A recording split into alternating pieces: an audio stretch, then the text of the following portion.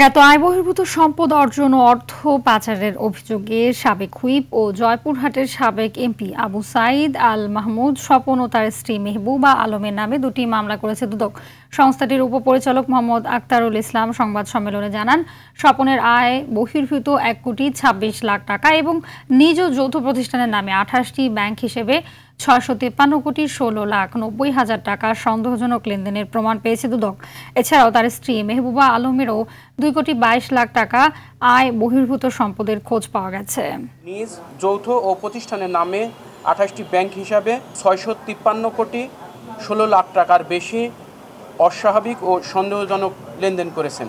অপরাধলব্ধ উক্ত অবৈধ অর্থ স্থানান্তর, হস্তান্তর ও রূপান্তরের মাধ্যমে ছদ্মাবরণ করার অপরাধে তার বিরুদ্ধে দুর্নীতি দমন কমিশন আইন ২০০৪, মানি লন্ডারিং প্রতিরোধ আইন ২০১২ সংশ্লিষ্ট ধারায় একটি মামলা রুজুর সিদ্ধান্ত হয়েছে।